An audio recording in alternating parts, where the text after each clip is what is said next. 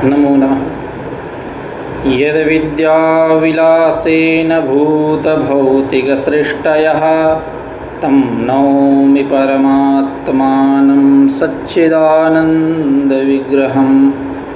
यदन्ते वासि पञ्चास्यैः निरस्ताः भेदिवारणाः तं प्रणौमि नृसिंहाख्यं यतीन्द्रं परमं गुरुं। श्रीमद्वेङ्कटनाथाख्यान् वेलाङ्गुडिनिवासिनः जगद्गुरूनहं वन्दे सर्वतन्त्रप्रवर्तकान्। येन चिन्तामणौटीका दशटीका विभञ्जिनी तर्कचूडामणिर्नाम कृता विद्वन्मनोरमा। तेन बोधाय मन्दानां वेदान्तार्थावलम्बिनी धर्मराजाध्वरीन्द्रेण परिभाषा वितन्यते। आज पुनः एक बार इस संस्कृतम भारतम नामक आमुख पटल समूह पर हम लोग उपस्थित हुए हैं वेदांत परिभाषा की चर्चा के लिए। इस चर्चा सत्र में आप सभी सुविज्ञों का, दक्षों का, विद्वानों का, मित्रों का, अनुजों का मैं डॉक्टर धीरज कुमार पांडे हार्दिक स्वागत अभिनंदन करता हूँ। जैसा कि 2-3 दिनों से काफ़ी नेटवर्क का प्रॉब्लम है, जिसके कारण पाठ सुचारू रूप से व्यवस्थित तरीके से नहीं हो पा रहा है, लेकिन तब पर भी पाठ हो ही जा रहे हैं।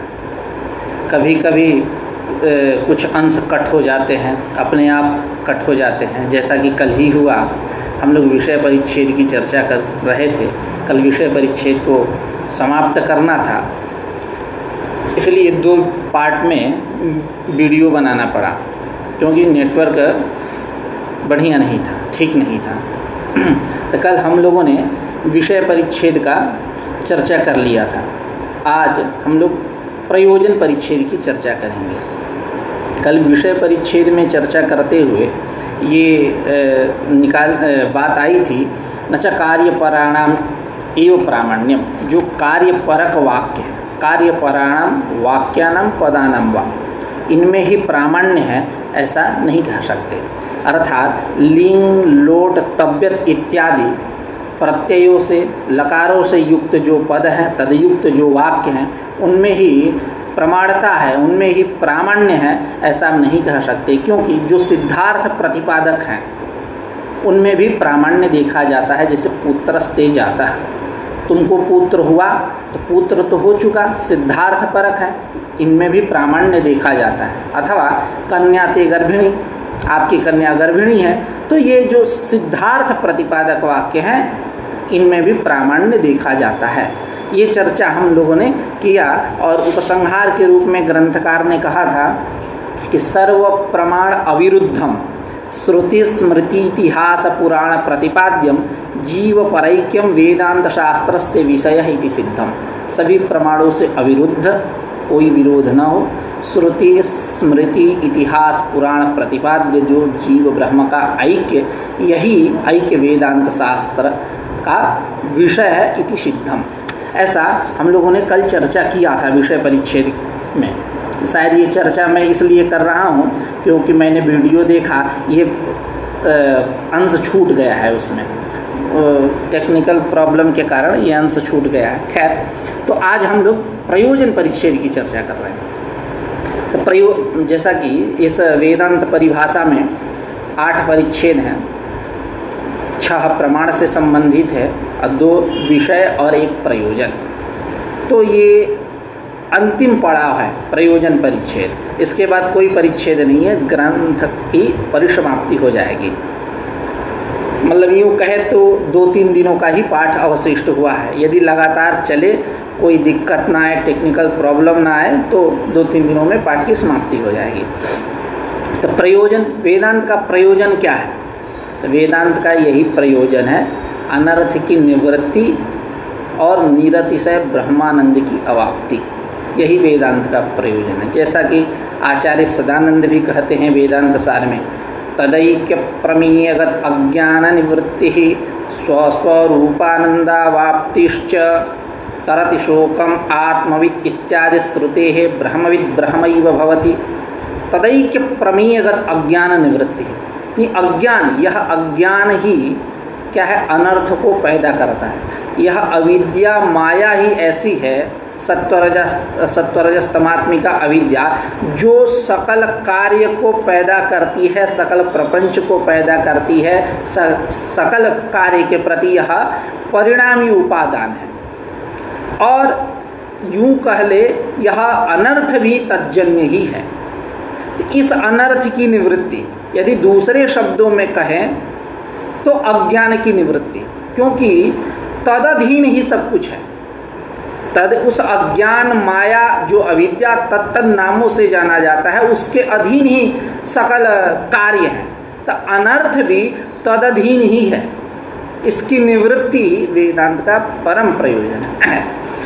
और निवृत्ति के साथ साथ उस परमानंद जो निरतिशय सुख है, ब्रह्म है, उसकी अवाप्ति, उस ब्रह्म की प्राप्ति और अनर्थ की निवृत्ति, अनर्थ की निवृत्ति शोक की निवृत्ति भी बोल सकते हैं। तरति शोकम आत्मवित्, आत्मवित् शोकम तरति। यह जो आत्मविद है, ब्रह्मज्ञानी है, वो शोक को पार करता है। तरति त्रिप्लवन तरणयो, पार कर जाता है। जैसे आप नाव से किसी नदी को पार करते हैं, तैर के पार करते हैं, ठीक उसी प्रकार यह जो ब्रह्मज्ञान है, ब्रह्मज्ञानी है, यह ब्रह्मज्ञानी शोक को पार कर जाता है। तो अब यहाँ एक समस्या आती है कि यह ज्ञान निवर्त्यत्व कैसे उपपन्न होगा, शोक में कैसे जाएगा। जैसा कि लोक में देखा जाता है कि किसी को घटक ज्ञान हुआ, किसी को पटक ज्ञान हुआ, किसी को मठक ज्ञान हुआ। तो घटपट मठ का ज्ञान हो जाने से घटपट मठ नष्ट तो होते नहीं। पुस्तक ज्ञान, जैसे वेदांत परिभाषा की चर्चा कर रहे हैं हम लोग, इस चर्चा क्रम में हम लोग उपस्थित हुए हैं। तो अब वेदांत परिभाषा का यदि ज्ञान हो जाए, सांगोपांग अध्ययन कर लें हम लोग, तो क्या वेदांत परिभाषा का नाश हो जाएगा? ऐसा देखा जाता है क्या? घट का ज्ञान हुआ, अयं घटः, इस प्रकार इदम विशेष घटत्व प्रकार ज्ञान हो गया, तो क्या घट नष्ट हो जाएगा, घट ध्वंस हो जाएगा? ऐसा देखा जाता है क्या? ऐसा नहीं देखा जाता। ठीक उसी प्रकार यहाँ पूर्व पक्ष हुआ कि यह ज्ञान निवर्त्यत्व कैसे, ज्ञान निवर्त्यता कैसे जाकर के बैठेगी, शोक कैसे निवृत्त होगा। यदि निवृत्त हो गया तो उसका नाश कैसे होगा? सर्वदा के लिए अत्यंताभाव होना चाहिए, उसमें नहीं होना चाहिए। तो यही क्या है? श्रुतार्थानुपपत्ति है। श्रूयमाण वाक्य से स्वार्थानुपपत्ति मुखेन अर्थांतर कल्पना। यहाँ स्वार्थानुपपत्ति हो रही है, इसलिए अर्थांतर की कल्पना करनी पड़ती है। अर्थांतर की क्या कल्पना करनी पड़ती है कि शोक शब्दवाच्य जो बंध जात, तरति शोकम आत्मवित्, आत्मवित् ब्रह्मज्ञानी शोकम तरति, तो शोक शब्दवाच्य जो बंध जात है वह ज्ञान निवर्त्यत्व से अन्यथानुपपत्या मिथ्यात्वं कल्प्यते, उसकी हम मिथ्यात्व की कल्पना करते हैं। जब वो मिथ्या हो गया तो ज्ञान निवर्त्यत्व जाके उसमें बैठ जाएगा इत्यादि। तो इस प्रकार अनर्थ की निवृत्ति और निरतिशय, जिससे बढ़कर कोई सुख नहीं है। सुख भी दो प्रकार के, एक सातिशय सुख होता है और दूसरा निरतिशय सुख होता है। सातिशय सुख यानी अतिशय सहित, और निरतिशय सुख यानी जहाँ अतिशय निर्गत अतिशय है, इसमें जहाँ कोई अतिशय ही नहीं, जिससे यूं यदि दूसरे शब्दों में कहें तो मतलब अतिक्रमण न करना, अतिक्रमण न करना। जैसा कि अतिक्रमण को हमारे व्याकरण वाले गुरु जी कहते थे, डांक गया, चेला डांक गया, ये अतिक्रमण। तो अतिक्रमण यानी जैसे सातिशय सुख की बात हो रही, सातिशय सुख में नहीं, एक से बढ़कर के एक उपाय, एक से बढ़कर के एक उपाय। जैसे आप सांख्य तत्व कौमुदी से सुपरिचित होंगे तो उसमें ये चर्चा चली है कि आप स्वर्ग की कामना करते हो तो ज्योतिष्टोमी आ करिए, ज्योतिष्टोमे ने यजेत स्वर्ग काम। यदि स्वराज्य की कामना है उसके लिए ज्योतिष्टोम साधन उपयुक्त नहीं है, उसके लिए क्या चाहिए? वाजपेय याग। तो एक से बढ़ के एक, मतलब दूसरे शब्दों में बोले थे इस धरा में वीर भोग्या वसुंधरा, एक से एक वीर है, यानी उनमें एक से बढ़कर के एक।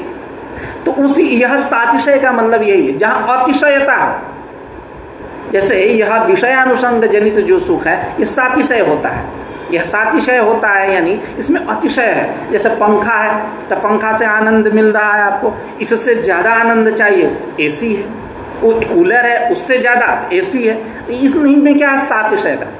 और लेकिन वह जो ब्रह्म है, जो वेदांत प्रतिपाद्य है, नित्य शुद्ध बुद्ध मुक्त सत्य स्वभाव त्रिकाला बाध्यत्व जिसमें है इत्यादि तमाम विशेषणों से जो समलंकृत है, वह ब्रह्म कैसा है? निरतिशय सुख है।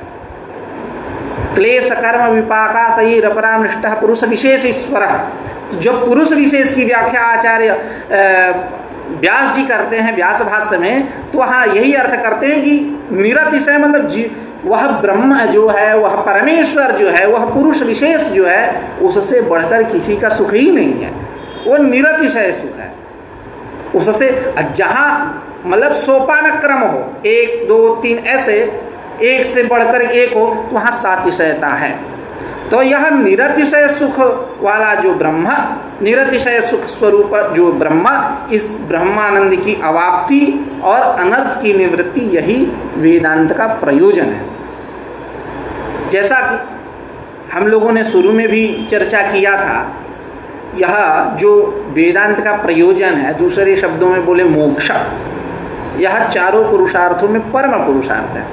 यह खलु धर्मार्थ काम मोक्षाख्येषु चतुर्विध पुरुषार्थेषु मोक्ष एव परम पुरुषार्थः न स पुनरावर्तते इत्यादि श्रुत्या नित्यत्वावगमात् इतरेषां त्रयाणां तद्यथाः कर्मचितो लोकः क्षीयते एवमेव मूत्रपुण्यचितः लोकः क्षीयते इत्यादि श्रुत्या च नित्यत्वावगमात्।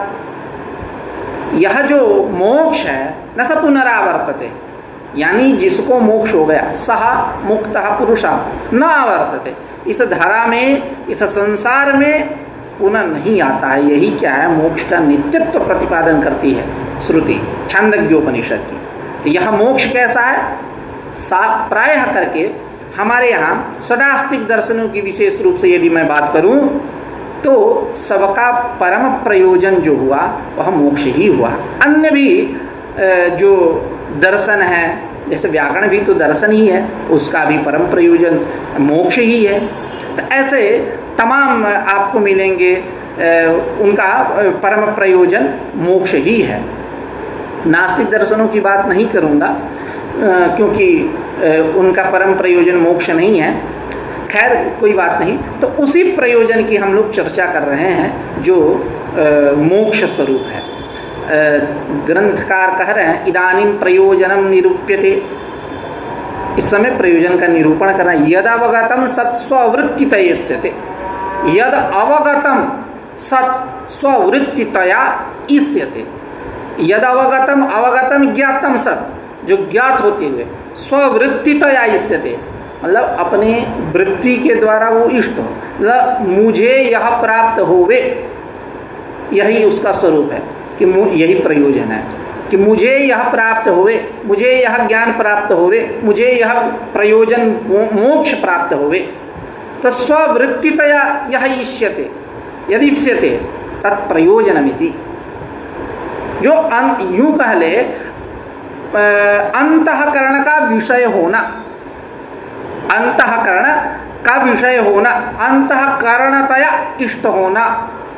तो यद अवगतम सत, ज्ञातम सत, स्ववृत्तितया इष्यते, जो अपने अंतःकरण की वृत्ति के द्वारा इष्ट हो, यानी मुझे यह प्राप्त होवे, इस प्रकार का जो स्वरूप है वही प्रयोजन है। तत्प्रयोजनम यद अवगतम सत स्ववृत्तितया इष्यते तत्प्रयोजनम। और यह प्रयोजन जो है दो प्रकार का होता है, मुख्य और गौण। मुख्य प्रयोजन और गौण प्रयोजन। मुख्य प्रयोजन क्या है? तो सुख दुख का अभाव ही मुख्य प्रयोजन है, और तदन्यतर साधन जो है, अर्थात सुख साधन और दुखाभाव साधन जो है वो गौण प्रयोजन है। सुख साधन क्या हो सकता है? तो याग आदि आप करिए, सुख मिलेंगे। और दुखाभाव साधन क्या है? प्रायश्चित करिए, चंद्रायणादि व्रत करिए, पापक्षय साधनानि चंद्रायणादीनि। तो इनसे क्या होता है, चंद्रायण इत्यादि व्रत ये उपलक्षण है, अन्य भी हो सकते हैं, आप उसमें मौन रहा जाता है, अन्य भी तमाम तत्त ग्रंथों में बतलाए गए होंगे प्रायश्चित के विषय में। तो यह क्या है, सुख का साधन जो यागादि और दुखाभाव का साधन जो प्रायश्चित आदि, यह क्या है, गौण मुख्य प्रयोजन है, मुख्य प्रयोजन। और तदन्यतर सुख और दुखाभाव, यह जो मुख्य प्रयोजन है, तदन्यतर साधन यानी सुख साधन और दुखाभाव साधन यानी यागादि प्रायश्चित आदि, यह गौण प्रयोजन है। अब यहाँ सुख की जो बात हो रही है, यह सुख दो प्रकार का है, एक सातिशय सुख और निरतिशय सुख। सातिशय सुख क्या है, तो कह रहे तत्र सातिशयं सुखम विषयानुसंगजनित अंतःकरणवर्ती तारतम्यकृत आनंदलेश आविर्भाव विशेषः, यानी विषयानुसंगजनित, विषय के साथ जब अनुसंग यानी संबंध, संसर्ग भी बोल सकते हैं। तो विषय के साथ जब संसर्ग होगा, संबंध होगा, तो उससे जनित क्या, विषयानुसंग जनित अंतःकरण तारतम्य होगा। अंतःकरण का एकदम तारतम्य, तार जुड़ा रहेगा एकदम, विषय मतलब विषय मतलब यूं कह निधिध्यासन तैल धारावत, यही तारतम्य है, लगातार। तो विषयानुसंग जनित अंतःकरण तारतम्य। अब अंतःकरण का तारतम्य होने से क्या होगा, तत्कृत तारतम्यकृत, जब तारतम्यता आएगी तब उस तारतम्यता के द्वारा कृत चितः संपादित क्या, आनंदलेश आविर्भाव, आनंदलेश का आविर्भाव, यही क्या है, सातिशय सुख है। और निरतिशय सुख क्या है, तो कह रहे हैं, हाँ, सातिशय सुख में प्रमाण दे रहे हैं, श्रुति वचन दे रहे हैं बृहदारण्यकोपनिषद की, एतस्यैव आनंदस्य अन्यानि भूतानि मात्राम उपजीवन्ति। यानी अन्य जो प्राणी है, अन्यानि भूतानि, अन्य जो प्राणी है, इसी आनंदांश से वो जीवित रहते हैं, यही आनंदलेश आविर्भाव से जीवित रहते हैं, ऐसा बृहदारण्यकोपनिषद की श्रुति है। तो यानी यह सातिशय सुख में यह श्रुति प्रमाण है। निरतिशय सुख कौन है, तो निरतिशय सुख ब्रह्म है। ब्रह्म कैसा है, तो आनंदो ब्रह्मेति व्यजानात्, विज्ञानमानंदम ब्रह्म इत्यादि तमाम श्रुतियाँ प्रमाण रूप से रखी जाती हैं। आनंदो ब्रह्मेति व्यजानात्, ब्रह्म कैसा, आनंदः ब्रह्म इति व्यजानात् जानीयात्, ब्रह्म कैसा है, आनंद स्वरूप है, ऐसा आप जानिए। और विज्ञानमानंदम ब्रह्म, वो विज्ञान स्वरूप भी है, आनंद स्वरूप तो है ही, विज्ञान स्वरूप भी है वह ब्रह्म इत्यादि श्रुति है। यही क्या है, निरतिशय सुख ब्रह्म। यही इसी निरतिशय सुख की प्राप्ति और अनर्थ की निवृत्ति ही वेदांत का प्रयोजन है, वेदांत का फल है, यह मोक्ष है। उसी को ग्रंथकार कह रहे हैं, आनंदात्मक ब्रह्मावाप्तिश्च मोक्षः शोक निवृत्तिश्च।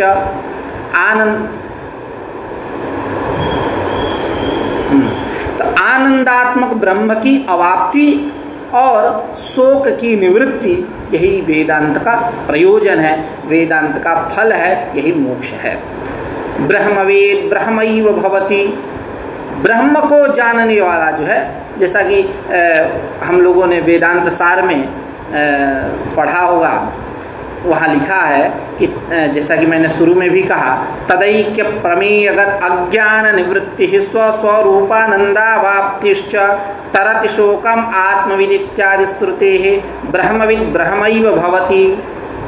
ब्रह्मविद ब्रह्मैव भवति, ब्रह्म को जानने वाला ब्रह्म ही होता है। अब इस पे एक कथा, भागवत की कथा सूत्र रूप से समझ जाते हैं। ब्रह्म को जानने वाला ब्रह्म ही होता है, यह वाक्य भृंगी से संबंधित है। जैसा भृंगी कीट विशेष, ये क्या करता है, एक दूसरे प्रजाति का कीट जो है उसको लेके आता है, लेकर के आता है अपने आवास स्थान पे, उसको लाकर रख देता है और बाहर से दरवाजा बंद कर देता है। अब वह जो कीट दूसरे प्रजाति का है वो काफी दिन बाद भृंगी ही हो जाता है। चिंतन मनन उस भृंगी का आवाज सुनते, उनका रहन सहन सुनते हुए मतलब एकदम भृंगी ही हो जाता है। यही है ब्रह्मविद ब्रह्मैव भवति। ब्रह्म का आत्मावारे द्रष्टव्य, श्रोतव्यो मंतव्य, निदिध्यासितव्य। बार बार वो श्रवण मनन निदिध्यासन करेगा तो वह क्या होगा, ब्रह्म ही हो जाएगा। यही है ब्रह्मविद ब्रह्मैव भवति। ब्रह्म को जानने वाला ब्रह्म के समान हो जाता है इत्यादि यह मुंडकोपनिषद की श्रुति है। तरति शोकम आत्मविद, आत्मविद शोकम तरति, यानी ब्रह्मज्ञानी शोक को, शोक शब्दवाच्य जो बंधजात है इसको पार कर जाता है। अर्थात जब बंध का हम मिथ्यात्व की कल्पना कर लेंगे तो ज्ञान निवर्त्यत्व की अन्यथा अनुपपत्ति नहीं होगी, ज्ञान निवर्त्यत्व जाकर के उसमें बैठ जाएगा। तरति शोकम आत्मविद, वह आत्मविद ब्रह्मज्ञानी शोकम तरति, शोक को पार कर जाता है। छांदोग्योपनिषद इत्यादि श्रुते हैं। अब किसी ने कहा कि हम मोक्ष को एतद अर्थ परक नहीं मानेंगे। एतद अर्थ परक नहीं मानेंगे अर्थात ब्रह्मानंद की अवाप्ति और शोक की निवृत्ति मोक्ष है, हम यह नहीं मानेंगे। हम लोकांतर की प्राप्ति और तज्जन्य जो वैषयिक आनंद है, उस लोक में होने वाला जो विषय, उस विषय के साथ संपर्क होने पर जो आनंद लेस का आविर्भाव, यही मोक्ष है। यानी लोकांतर की अवाप्ति, दूसरे लोक की प्राप्ति, इस लोक को छोड़ करके, इस धरा को छोड़ करके दूसरे लोक की प्राप्ति और तज्जन्य जो वैषयिक आनंद है, उस वैषयिक आनंद की प्राप्ति, यह मोक्ष स्वरूप है, यह मोक्ष है। तो करेगी ना, ऐसा आप नहीं कर सकते। क्यों? यदि लोकांतर की अवाप्ति और तज्जन्य वैषयिक आनंद को यदि आप मोक्ष मानेंगे तो समस्या आ जाएगी। क्या? यह कृतक होने के कारण अनित्य होगा। यह मोक्ष कैसा होगा? कृतक क्रियाजन्य होने के कारण कैसा होगा? अनित्य होगा। और जो अनित्य है, जब मोक्ष अनित्य हो गया, तो जब मोक्ष अनित्य हो गया तो जो मुक्त पुरुष है वह मुक्त पुरुष पुनः इस संसार में आने लगेगा। तब जो नस पुनरावर्तती कह रहे हो, एक यह श्रुति रिक्तम बचा होने लगेगी, श्रुति से विरोध होने लगेगा। यूं कह ले, रिक्तम बचम नहीं, श्रुति से विरोध होने लगेगा। इसलिए लोकांतर की अवाप्ति, लोकांतर की प्राप्ति और तज्जन्य जो वैषयिक आनंद है, यह मोक्ष नहीं हो सकता। ऐसा मोक्ष माने तो तस्य मोक्षस्य उभयविधस्य मोक्षस्य, उभयविधस्य मोक्षस्य यानी लोकांतर अवाप्ति रूपस्य मोक्षस्य तज्जन्य वैषयिकानंद, तज्जन्य वैषयिकानंद रूपस्य वा मोक्ष, मोक्षस्य। यह जो मोक्ष है, उभयविध जो मोक्ष है, लोकांतर की अवाप्ति तज्जन्य वैषयिकानंद रूप जो मोक्ष है, यह मोक्ष कृतक होने के कारण, क्रियाजन्य होने के कारण अनित्य होगा। अनित्यत्वे सति अनित्य हो जाएगा तो मुक्तस्य पुनरस्य पुरुषस्य पुनरावृत्त्यापत्ति है, पुनः इस संसार में वह आने लगेगा। इसलिए लोकांतर की अवाप्ति और तज्जन्य वैषयिकानंद मोक्ष नहीं है। मोक्ष का स्वरूप यही है, निरतिशय ब्रह्मानंद की अवाप्ति और अनर्थ की निवृत्ति। इन तमाम बातों को ग्रंथकार अपने शब्दावली में कह रहे हैं। अथ प्रयोजन परिच्छेदः इदानीं प्रयोजनं निरूप्यते यदवगतं सत्स्ववृत्तितयस्यते तत्प्रयोजनं तच्च द्विविधं मुख्यं गौणञ्चेति तत्र सुखदुःखाभावौ मुख्यं प्रयोजनं तदन्यतर साधनं गौणं प्रयोजनं सुखं च द्विविधं सातिशयं निरतिशयं चेति तत्र सातिशयं सुखं विषयानुसंगजनित अंतःकरणवृत्ति तारतम्यकृत आनंदलेश आविर्भाव विशेषः एतस्यैव आनंदस्य अन्यानि भूतानि मात्राम् उपजीवन्ति इत्यादि श्रुतेः निरतिशयं सुखं च ब्रह्मैव आनंदो ब्रह्मेति व्यजानात् विज्ञानमानन्दं ब्रह्म इति श्रुतेः आनंदात्मक ब्रह्मावाप्तिश्च मोक्षः शोक निवृत्तिश्च ब्रह्मवेद ब्रह्मैव भवति। तरति शोकम आत्मविद इत्यादि श्रुते है न तो लोकांतरावाप्ति तज्जन्य वैषयिकानंदो वा मोक्षः तस्य कृतकत्वेन अनित्यत्वे मुक्तस्य पुनरावृत्त्यापत्तेः। अब एक पूर्व पक्ष हो रहा, मतलब यह पूर्व पक्षी इतना चतुर है, उभयता पासा रज्जु, दोनों तरफ से। यदि दूसरे शब्दों में कहे तो आगे खाई पीछे गड्ढा, तो मतलब उभय गतिरिह भवति नहीं हो सकता, दोनों तरफ से मतलब नाश ही निश्चित है। तो यहाँ पूर्व पक्ष किया कि आप ये बतलाओ, वेदांती सिद्धांती से पूछ रहा है कि यह मोक्ष जो वेदांत का परम प्रयोजन है, यह मोक्ष सादी है कि अनादि है? सादी मतलब उत्पद्यमान है कि अनादि है?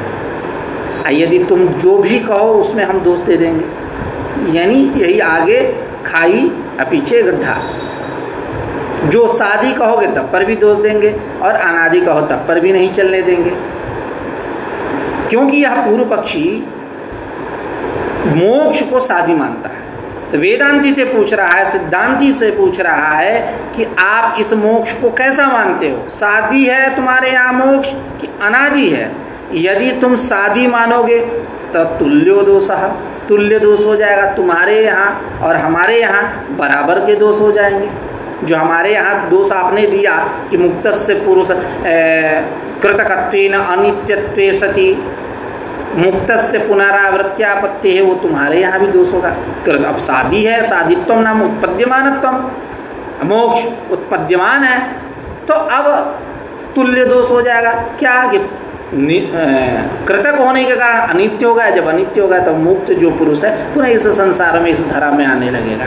सादी मानोगे तो यह दोष, और तुम मोक्ष को अनादि मान रहे हो, तो उस मोक्ष को उद्देश्य करके जो श्रुतियाँ बोली जा रही हैं, आत्मावारे द्रष्टव्यः श्रोतव्यः मंतव्यः निदिध्यासितव्यः इत्यादि जो श्रवणादि में प्रवृत्ति परक जो श्रुति हैं, इनकी उपपत्ति कैसे होगी? अब वह मोक्ष तो अनादि है, तो उस मोक्ष को उद्देश्य करके श्रवणादि में जो प्रवृत्ति होती है, उस प्रवृत्ति की उपपत्ति कैसे होगी? इसलिए सादी मानोगे तब पर भी दोष, अनादि मानोगे तब पर भी दोष। तो यहाँ सिद्धांती वेदांती कह रहा है कि नहीं, हमारे यहाँ मोक्ष जो है वो अनादि ही है, सिद्ध ही है, कोई समस्या नहीं। जो आप कह रहे हो कि श्रवणादि में जो प्रवृत्ति होती है वो प्रवृत्ति की अनुपपत्ति हो जाएगी, मोक्ष को उद्देश्य करके जो श्रवणादि में श्रवण मनन निदिध्यासन में जो पुरुष की प्रवृत्ति होती है वह प्रवृत्ति उपपन्न नहीं हो पाएगा, तो उसका समाधान सुन लो। यह मोक्ष हमारे यहाँ सिद्ध ही है और अनादि है। प्राप्त की प्राप्ति, अपरिहृत का परिहार देखा जाता है लोक में। प्राप्त वस्तु की प्राप्ति और परिहृत का परिहार, यानी किसी ने कंगन पहन रखा है, अब भूल गया कि हमारे यहाँ हाथ में कंगन है, तो अब बेचैन है। कभी कभी ऐसा होता है लोक व्यवहार में भी, सामान पास में हो और आज खोजते हैं चारों तरफ, तो कोई सज्जन आकर कहे कि अरे आपके पास ये तो देखिए हाथ में है। इस प्रकार आप्तोपदेश से प्राप्त की अप्राप्तम यो प्राप्तम भवति, कैसा आनंद मिलता है, जैसा मतलब वो प्राप्ति नहीं था, अप्राप्तम यो प्राप्तम भवति। और परहृत का परिहार, जैसा कि पैर में रज्जू लपटा हुआ है और रज्जू लपटा हुआ है, उसको समझ गया वो सर्प, क्या पैर में सर्प लपटा हुआ, लगा उछल कूद करने, वहीं 5 बार के जगह पे 10 बार कूदा वहाँ भ्रमवशात, तो कोई आकर कहा अरे क्यों परेशान हो रहा है, वो तो रज्जू है, तब जाकर के शांत होगा। तो वो तो था नहीं रज्जू किसी काल में उसके पैर में, लेकिन परिहृत का परिहार तो हो रहा है। उसी प्रकार हमारे यहाँ ब्रह्म जो है वह सिद्ध है, और उसमें जब असिद्धत्व का भ्रम हो जाएगा तब तत्साधन में प्रवृत्ति होगी, उसके साधन के रूप में श्रवण आदि में प्रवृत्ति होगी। इस प्रकार जो आपने कहा कि मोक्ष के अनादि होने पर तत्साधन रूप जो श्रवण आदि हैं उनमें जो प्रवृत्ति होती है वह प्रवृत्ति अनुपन्न हो जाएगी। यह बात आपका खंडित हो गया, क्योंकि लोक में प्राप्ति की प्राप्ति और परिहृत का परिहार देखा जाता है। इस प्रकार मोक्ष को हम ब्रह्मस्वरूप ही मानते हैं, अनादि ही है हमारे यहाँ। उसी बात को कह रहे हैं यहाँ कि ननु त्वन्मते, त्वन्मते यानी वेदांती नाम मते, ननु त्वन्मतेपि आनंदावाप्तेः अनर्थ निवृत्तेश्च सादित्ये तुल्यो दोषः। यानी आपने उस मोक्ष को कैसा माना कि आनंद की अवाप्ति रूप और अनर्थ की निवृत्ति रूप माना। ऐसा मानने पर और मानते हो मोक्ष का ऐसा स्वरूप है, तुम सिद्धांती पूर्व पक्षी कह रहा है, तो वह मोक्ष को यदि तुम सादी मान ले तुल्यो दोष, बराबर का दोष हो जाए। क्या? मुक्तस्य पुरुषस्य पुनरावृत्त्यापत्ति आने लगेगा। अनादित्वे, अनादि मानो तो मोक्षम उद्देश्य श्रवणादि प्रवृत्ति अनुपपत्ते है, श्रवणादि में प्रवृत्ति नहीं होगी। इति चेत न, यदि आप ऐसा कहोगे तो नहीं कह सकते। क्यों? कि सिद्धस्य ब्रह्मस्वरूपस्य मोक्षस्य, यह मोक्ष कैसा? सिद्ध स्वरूप है, ब्रह्मस्वरूप है, स्वस्वरूपानंदावाप्ति, यही है मोक्ष। तो सिद्धस्यैव ब्रह्मस्वरूपस्य मोक्षस्य असिद्धत्व भ्रमेण, जब उसमें असिद्धत्व का भ्रम हो गया तो तत्साधने प्रवृत्ति उपपत्ति है, तत्साधन जो श्रवणादि इसमें प्रवृत्ति होगी, प्रवृत्ति की उपपत्ति हो जाएगी। जो आप अनुपपत्ति दिखा रहे थे वो ठीक नहीं है। अनर्थ निवृत्ति अपि, ये तो हुआ ब्रह्मानंद की अवाप्ति रूप, और एक अंश तो यह भी है मोक्ष में अनर्थ की निवृत्ति। तो कह रहा है कि वह अनर्थ की निवृत्ति, अनर्थ निवृत्तिरपि अधिष्ठान भूत ब्रह्मस्वरूपतया सिद्धस्यैव, वह अनर्थ की निवृत्ति भी अधिष्ठान भूत ब्रह्मस्वरूपतया, सारे कार्यों का वही तो अधिष्ठान है ब्रह्म, मतलब अधिष्ठान है। यूँ कह ले, अधिष्ठान का यह मतलब ये नहीं कि वो सर्वथा के लिए अधिष्ठान है, अद्वैत भंग होने लगेगा। अभिमत है, अभिमत है क्योंकि वो तो निर्धर्मक है, इसलिए अधिष्ठानत्वेन वह अभिमत है। तो अनर्थ की निवृत्ति ही, अनर्थ निवृत्ति ही अपि अधिष्ठान ब्रह्मभूत स्वरूपतया, अधिष्ठान ब्रह्मभूत स्वरूप होने से सिद्ध ही। इस प्रकार दोनों सिद्ध हो गए, आनंदात्मक ब्रह्म की अवाप्ति और अनर्थ की निवृत्ति। अर्थात यह जो मोक्ष है यह कैसा? अनादि है। जब उसमें असिद्धत्व का भ्रम होगा तो तत्साधन श्रवण आदि में प्रवृत्ति होगी, जो प्रवृत्ति की अनुपपत्ति दिखा रहे थे वो ठीक नहीं है। लोके भी, लोक में भी देखा जाता है, प्राप्त प्राप्ति परिहृत परिहारयोः प्रयोजनत्वं दृष्टम। प्राप्त की प्राप्ति और परिहृत का परिहार यह लोक में प्रयोजन के रूप में सुना जाता है, देखा जाता है। यथा हस्तगत विस्मृत सुवर्णादौ, हस्तगत विस्मृत स्वर्ण, हाथ में कंगन है भूल गया, हस्तगत विस्मृत सुवर्णादौ तव हस्ते सुवर्णम, तुम्हारे हाथ में सुवर्ण है। इति आप्तोपदेशात, जो आप्त व्यक्ति है, यह रागादिवशादपि न अन्यथावादी, यह आप्तोपदेश से अप्राप्तमिव प्राप्नोति, जैसे मतलब उसको प्राप्त ही नहीं था, ऐसी खुशी चेहरे पे ऐसी खुशी आ रही है। अप्राप्तमिव प्राप्नोति यथा वा, परिहृत का परिहार दिखा रहा है। बलयित चरणायाम रज्जौ, पैरों में एकदम रज्जु लपटा हुआ है, समझ गया भ्रम, 5 बार की जगह पर 10 बार कूद रहा है उस भ्रम के कारण। तब बलयित चरणायाम रज्जौ सर्पत्व भ्रमवतः, भ्रमवतः पुरुषस्य सर्पत्व भ्रमवतः नायं सर्पः इति आप्तवाक्यात् परहृतस्यैव सर्पस्य परिहार। सर्प नहीं है, परहृत है, तब पर भी उसका परिहार हो रहा है। इस प्रकार प्राप्त की प्राप्ति और परहृत का परिहार देखा जाता है ना। एवं प्राप्तस्य आनंदस्य प्राप्ति ही, उस जो ब्रह्म सिद्ध स्वरूप है उस प्राप्त आनंद की प्राप्ति, अपरहृतस्यापि अनर्थस्य निवृत्ति, परहृत जो अनर्थ है इसकी निवृत्ति मोक्षा प्रयोजन, यही मोक्ष है, यही वेदांत का प्रयोजन है। एतावता जो आपने पूर्व पक्ष किया कि सादी मानने पर, सादी मानते हो कि इस मोक्ष को अनादि मानते हो, सादी मानोगे तो हम तुल्य दोष होगा, मुक्तस्य पुरुषस्य पुनरावृत्त्यापत्ति, तो वो तो ठीक है। लेकिन और अनादि मानोगे तो क्या हो जाएगा, श्रवणादि में प्रवृत्ति नहीं हो पाएगी। उसके लिए कह रहे हैं कि नहीं नहीं, हम अनादि ही मानेंगे इस मोक्ष को, सिद्ध ही है, ब्रह्मस्वरूप ही है। लेकिन जब असिद्धत्व का भ्रम हो जाएगा, ततत् साधन जो श्रवणादि है, श्रवण मनन निधिध्यासन, इसमें प्रवृत्ति होगी, प्रवृत्ति की उपपत्ति होगी। जो अनुपपत्ति आप कह रहे थे यह ठीक नहीं है। अब कह रहे सच ज्ञानैक साध्य, यह जो सच मोक्ष, यह जो मोक्ष है यह कैसे प्राप्त होता है, तो करें ज्ञान ही के साध्य, ज्ञान से, मात्र एक ज्ञान से ही यह साध्य है मोक्ष। जैसा कि श्रुति भी कहती है, तमेव विदित्वाति मृत्युमेति नन्यः पंथा विद्यते अयनाय अयनाय मोक्षाय तमेव परमात्मानमेव। उस परमात्मा को विदित्वा ज्ञात्वा, जान करके जब व्यक्ति जान जाता है, उस तत्व को अपरोक्षानुभव कर लेता है, तो अतिमृत्युमेति नान्यः, अतिमृत्युमेति, मृत्यु का अतिक्रमण कर जाता है। नान्यः पंथा विद्यते अयनाय, इस मोक्ष के लिए कोई दूसरा साधन, कोई दूसरा मार्ग नहीं है। इसलिए क्या निकला, ज्ञान ही की साध्यता है मोक्ष में। मोक्ष जो है वह एकमात्र ज्ञान से ही साध्य है, उससे ही सिद्ध होने वाला है यह मोक्ष। और अज्ञान निवृत्ते है ज्ञानैक साध्यत्व नियमाच, और यह जो अज्ञान की निवृत्ति है, यह अज्ञान की निवृत्ति भी मात्र एक ज्ञान से ही संभव है, ऐसा नियम भी है, नियमाच। उसी पर अज्ञान निवृत्ते है ज्ञानैक साध्यत्व नियमाच, क्योंकि देखा जाता है ज्ञान निवर्त्यत्व, ऐसा तृतीय मिथ्यात्व लक्षण भी है।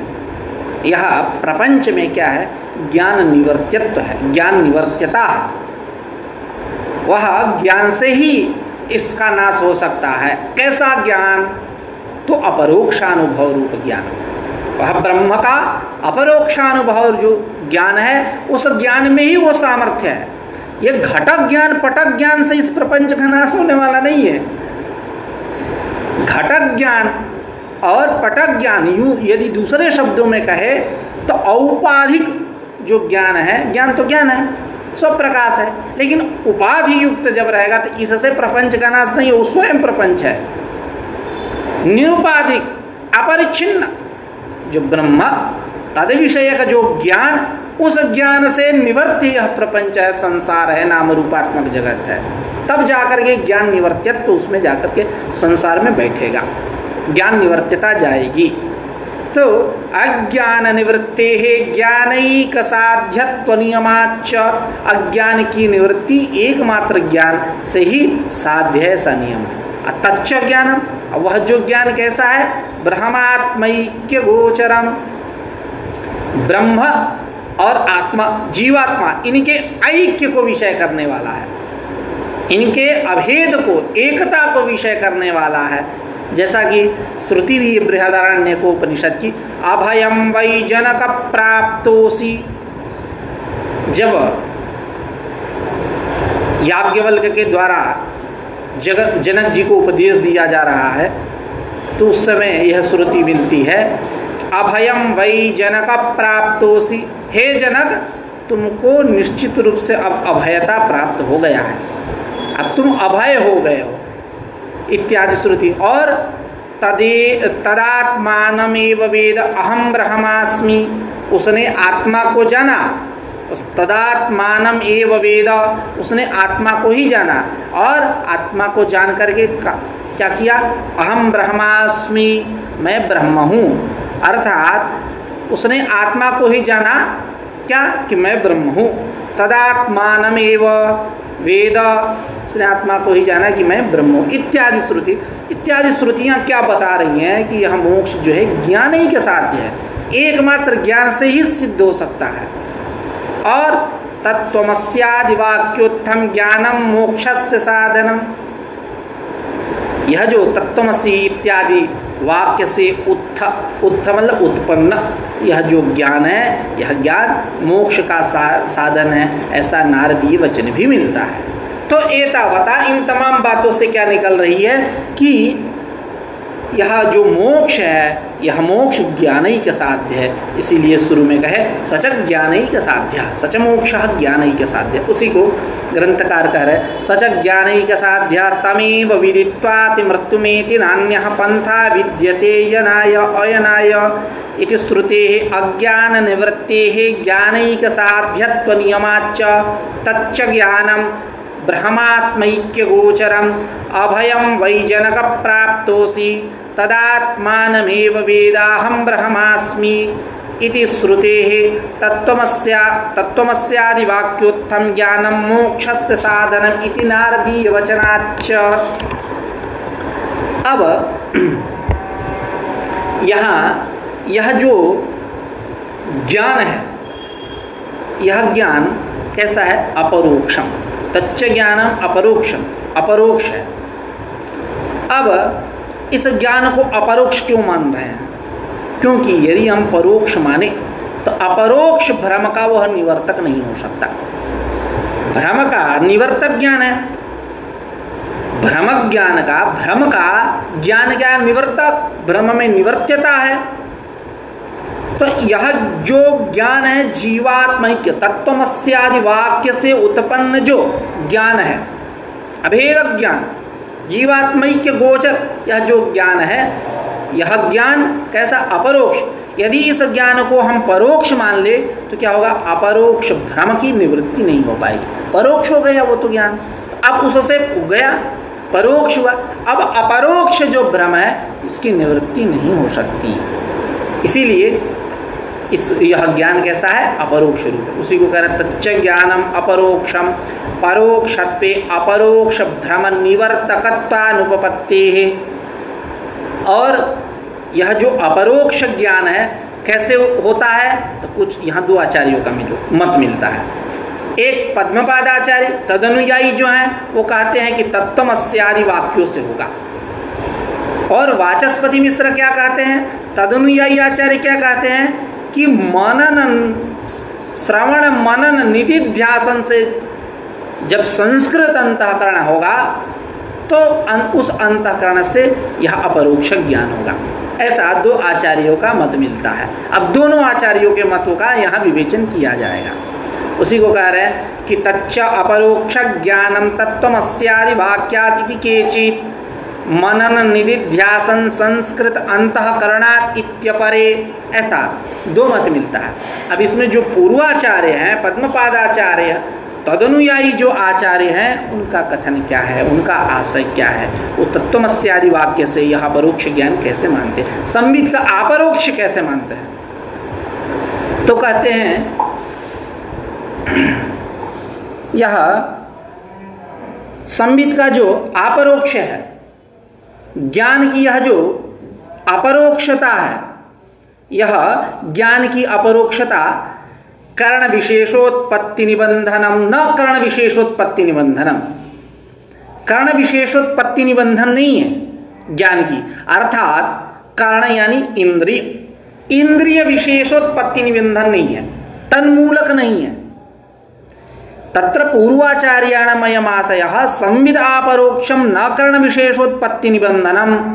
यह ज्ञान की जो अपरोक्षता है, संविद यानी ज्ञान, इस ज्ञान की जो अपरोक्षता है, यह अपरोक्षता न कर्ण विशेषोत्पत्ति निबंधनम। कर्ण विशेष, इंद्रिय विशेष, कर्ण यानी इंद्रिय, इंद्रिय विशेषोत्पत्ति निबंधन नहीं, इंद्रियाश्रित नहीं है। कैसा है? किंतु प्रमेय विशेष निबंधनम, प्रमेय प्रमातुम योग्यम प्रमेयम विषयः, विषय विशेष निबंधन है, निबंधन ही मूल, विषय विशेष निबंधन है। ऐसा उपपादितम, पहले क्योंकि ज्ञप्तिगत प्रत्यक्ष स्थल में क्या होता था, ज्ञप्तिगत प्रत्यक्ष यानी ज्ञानगत प्रत्यक्ष स्थल में क्या होता था, अंतःकरण वृत्ति का उस प्रमात विषयावच्छिन्न चैतन्य के साथ, अर्थात अंतःकरण वृत्त्यवच्छिन्न चैतन्य का उस विषयावच्छिन्न चैतन्य के साथ एक होना ही यह ज्ञानगत प्रत्यक्ष, ज्ञानगत प्रत्यक्ष है। तो यह जो ज्ञान की अपरोक्षता, यह अपरोक्षता कर्ण विशेषोत्पत्ति निबंधन है, इंद्रियाश्रित नहीं है। कर्ण यानी इंद्रिय, कर्ण विशेषोत्पत्ति निबंधन नहीं है। कैसा? तो प्रमेय विशेष निबंधन है, अर्थात विषय विशेष निबंधन है, ऐसा उपपादितम पहले ज्ञानगत प्रत्यक्ष स्थल में बतलाया गया। ऐसा कहा गया है कि अंतःकरण वृत्ति का, अंतःकरण वृत्तिवच्छिन्न चैतन्य का उस विषयावच्छिन्न चैतन्य के साथ एक होना ही यह क्या है, ज्ञानगत प्रत्यक्ष है। तथा च अब ब्रह्मणः प्रमात्र जीव भिन्नतया तद्गोचरम शब्दजन्य ज्ञानम अपरोक्षम, यह जो तत्त्वमस्यादि वाक्य का, तत्त्वमस्यादि वाक्य क्या करेंगे, ऐक्य का प्रतिपादन करते हैं, जीव और ब्रह्म के ऐक्य का प्रतिपादन करता है। यानी परोक्षत्व विशिष्ट चैतन्य, अपरोक्षत्व विशिष्ट चैतन्य, इन दोनों का ऐक्य। दूसरे शब्दों में कहे अल्पज्ञत्व विशिष्ट चैतन्य, निपरोक्षत्व विशिष्ट चैतन्य यानी सर्वज्ञत्व विशिष्ट चैतन्य, अल्पज्ञत्व विशिष्ट चैतन्य यानी अपरोक्षत्व विशिष्ट चैतन्य, इन दोनों का ऐक्य।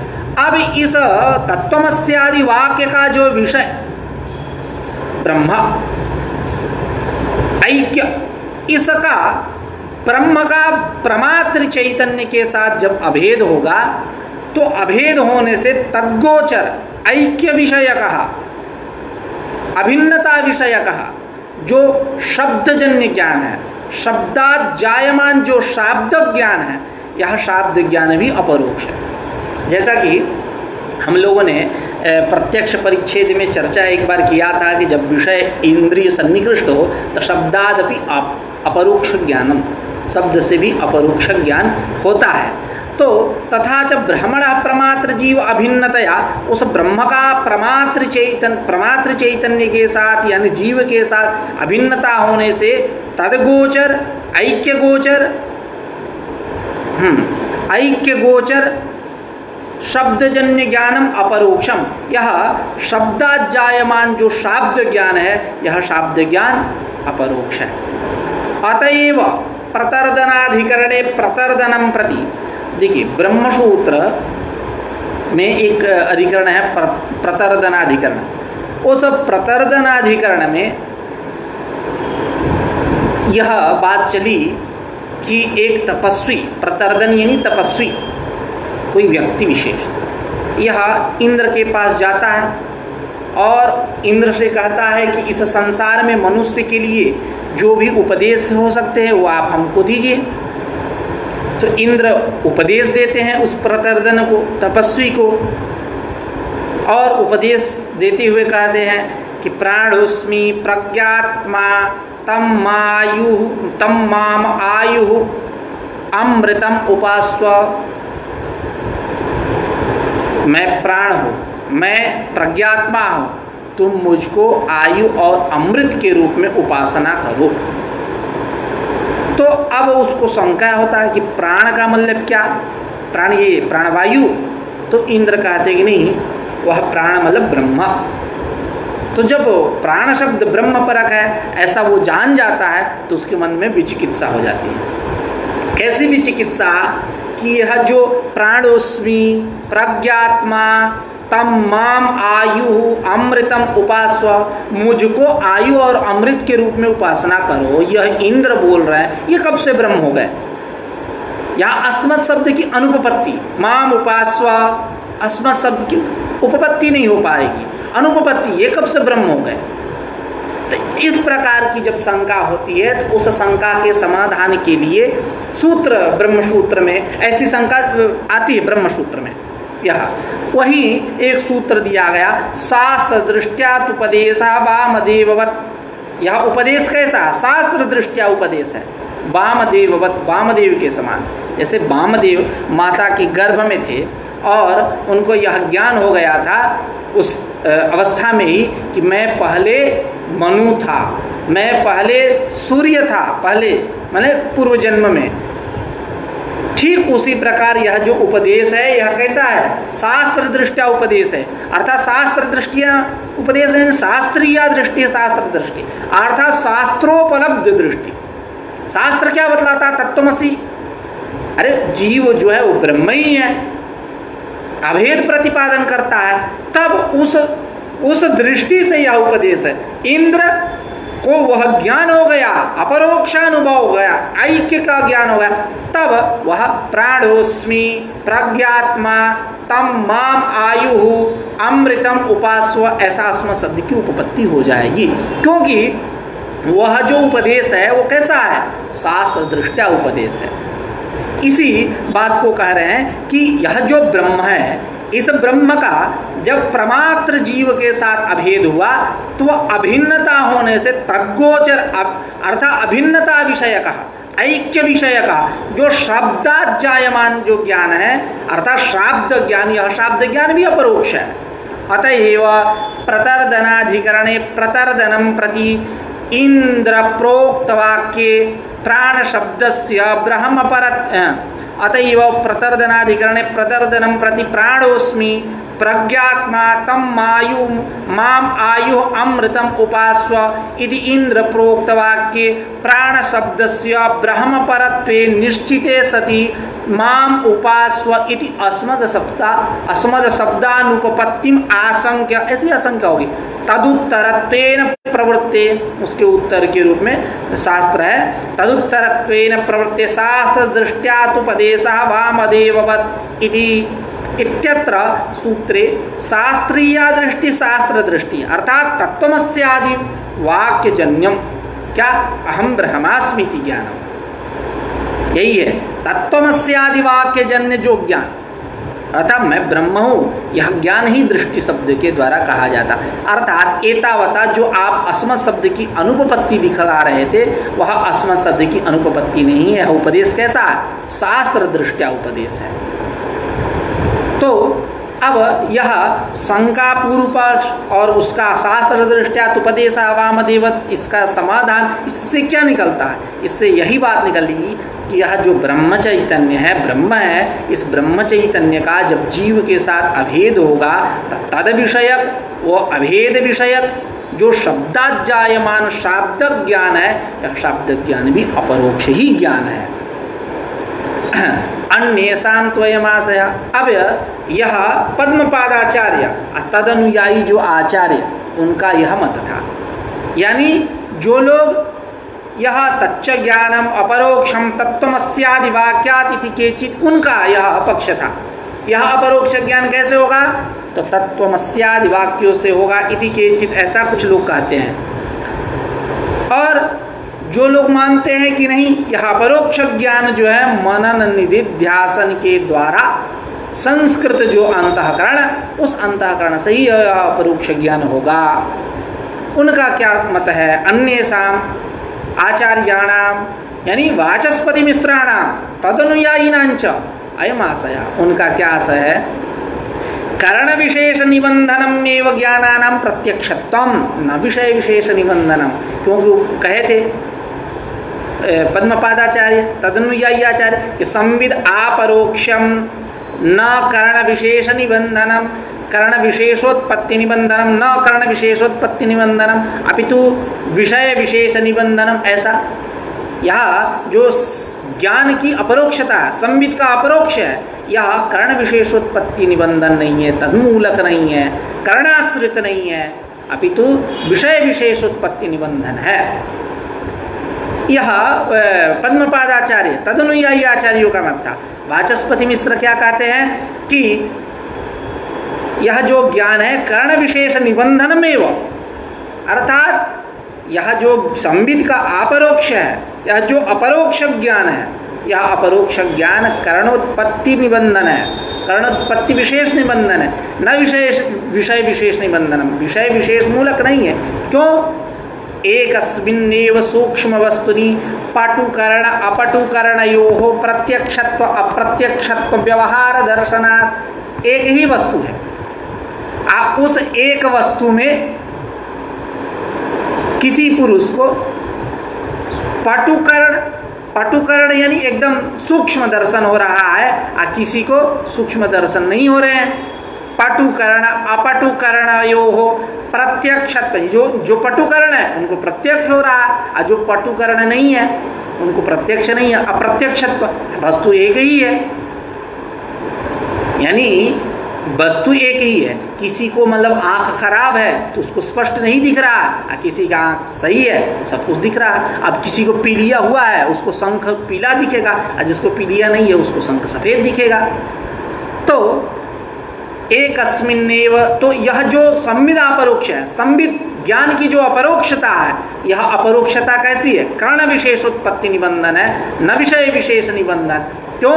एक अस्मिन्नेव सूक्ष्म वस्तुनि, एक ही सूक्ष्म वस्तु में पटुकर्ण अपटुकर्णयोः प्रत्यक्षत्व अप्रत्यक्षत्व व्यवहार दर्शनात्। पटुकर्ण जो है, पटुकर्ण अर्थात सूक्ष्म, पटु यानी चतुर, जैसा कि पटु शब्द का अर्थ होता है चतुर, सूक्ष्म। पटुकर्ण अपटुकर्णयोः पुरुषयोः प्रत्यक्षत्व अप्रत्यक्षत्व दर्शनात्, ऐसा देखा जाता है। इसलिए यह ज्ञान की जो अपरोक्षता है, यह अपरोक्षता कैसी है? कर्ण विशेष निबंधन, न विषय विशेष निबंधन। तथा च संविद साक्षात्वे इंद्रिय जन्यत्वस्य प्रयोजकतया न शब्दजन्य ज्ञान से अपरोक्षत्वम। कह रहे हैं कि संविद के साक्षात्व में, ज्ञान की अपरोक्षता में इंद्रिय जन्य ही प्रयोजक होगा, न शब्दजन्य ज्ञान। शब्दजन्य ज्ञान प्रयोजक नहीं होगा, किसमें? ज्ञान की अपरोक्षता में। उसी को कह रहे हैं तथा च संविद साक्षात, ये आचार्य वाचस्पति मिश्र, संविद साक्षात्वे इंद्रिय जन्यत्वस्य प्रयोजकतया, इंद्रिय जन्यत्व ही प्रयोजक होने के कारण न शब्दजन्यस्य अपरोक्षत्वम, न शब्दजन्य ज्ञान से अपरोक्षत्वम, शब्दजन्य ज्ञान मतलब ज्ञान की अपरोक्षता में यह प्रयोजक नहीं होगा। मतलब विषय विशेष निबंधन यूँ कह ले, यानी ज्ञान के अपरोक्षता में इंद्रिय जन्य ही यह प्रयोजक है। जो पहला मत है कारण विशेष निबंधनमेव प्रयोजकतया न शब्दजन्य ज्ञान से अपरोक्षत्व, ज्ञान की अपरोक्षता में शब्दजन्य जो है यह हेतु नहीं बनेगा। अब हाँ, थोड़ी सी और चर्चा कर लें। ब्रह्म साक्षात्कारेपि मनन निधिध्यासन संस्कृतम मन एव कारण। अब यह जो ब्रह्म साक्षात्कार है, जो ब्रह्म का अपरोक्षानुभव है, यह ब्रह्म का अपरोक्षानुभव, इस अपरोक्षानुभव में कारण कौन है? तो मन एव कारणम, मन ही। कैसा मन? तो संस्कृत मन। कैसा? तो मनन निधिध्यासन संस्कृत मन। मनन निधि, दूसरा पक्ष यही है। दूसरे पक्ष कि मनन, आचार्य वाचस्पति मिश्र मानते हैं कि यह जो ज्ञान की अपरोक्षता है कैसी है? मनन निधिध्यासन संस्कृत अंतःकरणादेव इत्यपरे, मतलब मनन निधिध्यासन संस्कृत जो अंतःकरण है, इस अंतःकरण से ही ज्ञान की अपरोक्षता सिद्ध है। ज्ञान अपरोक्ष है, इससे ही मतलब क्या बोलते हैं वह तच्च अपरोक्ष ज्ञानम जायते, ऐसा भी कह सकते हैं, वह अपरोक्ष ज्ञान उत्पन्न होगा। तो मनन निधिध्यासन संस्कृत जो मन है, यह मन करण है। किसमें? ब्रह्म साक्षात्कार में। क्यों? श्रुति है मनसैवानुद्रष्टव्यम। वो सब ब्रह्म का साक्षात्कार कैसे होगा? तो मन से ही हो सकता है। तो किसी ने कहा कि जो यन मनसा न मनुते, श्रुति क्या करेगी? जो मनो अगम्यत्व श्रुति है, यह किस मतलब इससे तो विरोध हो गया। तो कह रहे नहीं, वो कैसी, उसको हम ऐसा करेंगे, वो असंस्कृत मनोविषया है। मनो अगम्यत्व श्रुति जो है वो कैसी है? असंस्कृत मनोविषया, असंस्कृत मनोविषया है, इसलिए कोई यहाँ विरोध नहीं है। इसी को कह रहा है कि ब्रह्म साक्षात्कारेपि मनन निधिध्यासन संस्कृतम मनएव करणम। मन, ब्रह्म साक्षात्कार में मनन निधिध्यासन संस्कृत मन ही करण है, कारण है। श्रुति कह रही है मनसैवानुद्रष्टव्य इत्यादि श्रुति है। मनो अगम्यत्व श्रुतिश्च यन मनसा न मनुते जो है, मनोगम्यत्व जो श्रुति है वो कैसी है? असंस्कृत मनोविषया है, ऐसा समझना चाहिए। तो फिर समस्या आ गई कि आप इस ज्ञान की जो अपरोक्षता है, इस अपरोक्षता में कारण आप मन को मान रहे हो, तो ब्रह्म जो है वह औपनिषद है, उपनिषद वेद्य है, उसमें औपनिषदत्व की अनुपपत्ति हो जाएगी। अब यह तो मन वेद्य हो गया, अंतःकरण वेद्य हो गया। यह ब्रह्म औपनिषद है, यह कथन क्या हुआ? अनुपपन्न हो गया। अब उसकी उपपत्ति कैसे करोगे? तो कह रहे हैं कि जो मैं जिस मन की चर्चा कर रहा हूँ, यह मन जो है कैसा? वेदोपजीवी, वेदजन्य, अस्मदुक्त मनसः वेदजन्य ज्ञानानंतरमेव प्रवृत्ततया। मैं जिस मन की बात कर रहा हूँ, यह मन कैसा है? वेदजन्य ज्ञान के अनंतर ही प्रवृत्त होगा। वेदोपजीवित्वात्, वेदोपजीवी है, उपजीवी, उपजीविता किसमें है? वेदोपजीवित्वात्, मतलब इसमें मन कैसा? वेदोपजीवी। उपजीवी कौन है? वेद। इसलिए जो औपनिषदत्वानुपपत्ति कह रहे थे, वहाँ यहाँ औपनिषदत्वानुपपत्ति नहीं। आपने यही पूर्व पक्ष किया कि यह जो ज्ञान का अपरोक्षता है, अपरोक्षानुभव जो ब्रह्म का है, यह आप मनसैवानुद्रष्टव्यम ऐसा करके आपने सिद्ध किया। मनवेद्यता ले गए आप, मन में कारणता ले गए कि अपरोक्षानुभव के प्रति यह कारण है। तो जो उपनिषद बतलाते हैं, उपनिषद बोध्य जो ब्रह्म, ऐसा होता है कि यह ब्रह्म कैसा? उपनिषद बोध है, औपनिषद है। तो उस अब औपनिषदत्व तो उसमें कैसे उपपन्न होगा? अब वो उसमें औपनिषदत्व तो रहा ही नहीं, ये तो मन वेद्य हो गया। तो उस पर कह रहे कि नहीं, जिस मन की मैं बात कर रहा हूँ, अस्मदुक्त जो मन है, यह वेदजन्य ज्ञानानंतरम प्रवृत्ततया, वेदजन्य, पहले वेदजन्य ज्ञान होगा, वेदजन्य ज्ञान के अनंतर प्रवृत्त होने से वेदोपजीवित्वात्, कैसा है? वेदोपजीविता है इस मन में, वेद उपजीवी है। इसलिए कोई विरोध, औपनिषदत्ता विरोध जो दिखा रहे थे वह नहीं है। और वेद अनुपजीवी मानांतर गम्यत्वस्यैव वेद गम्यत्व विरोधात्, वेद गम्यत्व से विरोध किसका होगा? जो वेद अनुपजीवी मानांतर गम्य है। यहाँ क्या है कि वेदोपजीविता है मन में, वेद उपजीवी है। तो विरोध कहाँ होगा? जो वेद अनुपजीवी मानांतर है, वेदोपजीवी नहीं है, जिनका मूल ऐसे मानांतर जिनका मूल वेद ना हो, वेद उपजीवी ना हो। तो वेद अनुपजीवी मानांतर गम्यत्व का, ऐसे जो मानांतर, उनसे जो गम्य बोध्य, उसका ही वेद गम्यत्व के साथ विरोध होगा।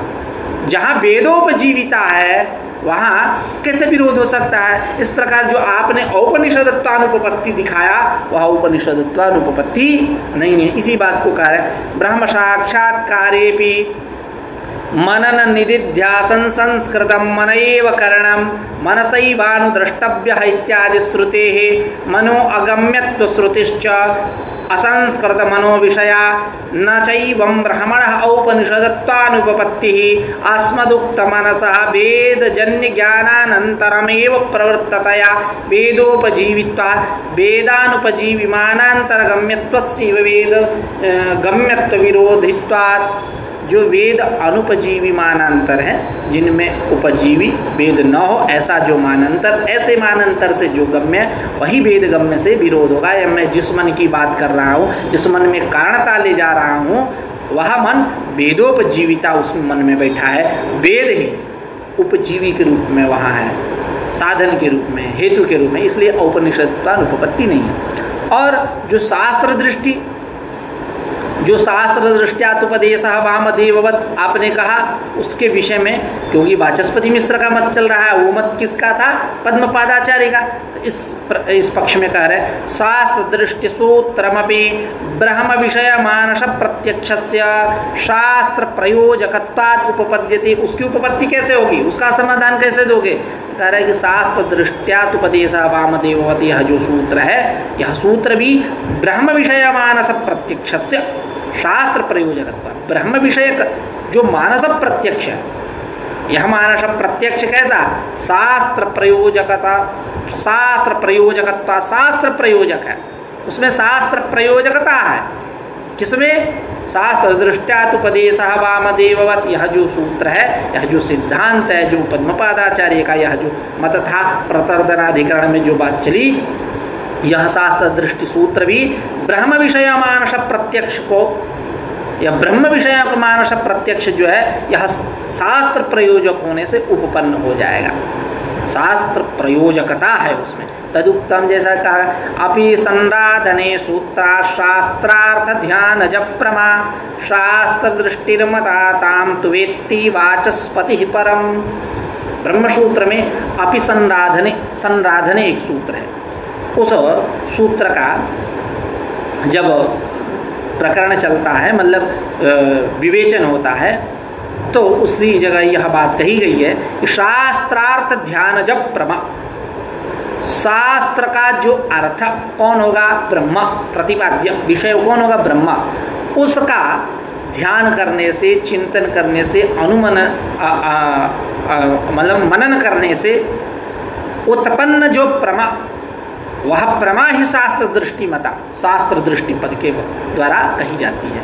इस बात को ताम प्रमाम तुवेति वाचस्पति परम, जो पर दूसरा मत वाचस्पति, इस बात को वाचस्पति मिश्र ही विशेष रूप से जानते हैं।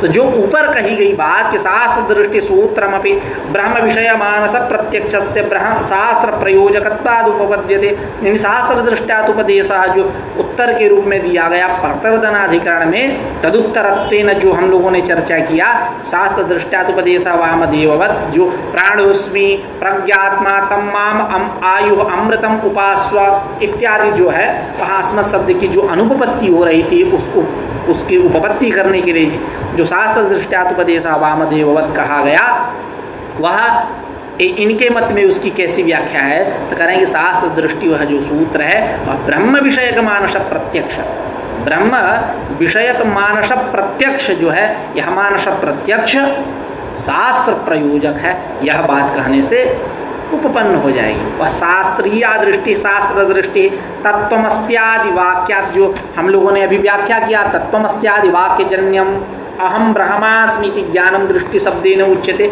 ऐसा नहीं। अभी तो क्या यहाँ अर्थ होगा कि ब्रह्म विषय का जो मानस प्रत्यक्ष है, यह शास्त्र प्रयोजक है, उसमें शास्त्र प्रयोजकता है, ऐसा अर्थ करने से उपपन्न हो जाएगा। जैसा कि अपि संराधने सूत्र के प्रकरण में, सूत्र का जब विवेचन हो रहा है उस समय कहा गया कि शास्त्र जो है, उस शास्त्रों का जो अर्थ विषय, उसका बार बार ध्यान चिंतन मनन करने से उत्पन्न जो प्रमा, वह प्रमा ही शास्त्र दृष्टि पदवाच्य है, शास्त्र दृष्टि शब्द के द्वारा कही जाती है। यह बात वाचस्पति मिश्र से भला विशेष कौन जान सकता है। तच्च ज्ञानम पापक्षयात्। अब कल चर्चा करते हैं, आज का पाठ यहीं रखते हैं, समय भी पर्याप्त हो चुका है। चर्चा करते हैं, कल ही चर्चा करते हैं, क्योंकि अभी ये चर्चा क्रम चलेगा लंबा। तो आज का पाठ यहीं समाप्त करते हैं, कल मिलते हैं पुनः एक नई ऊर्जा से। नमस्कार।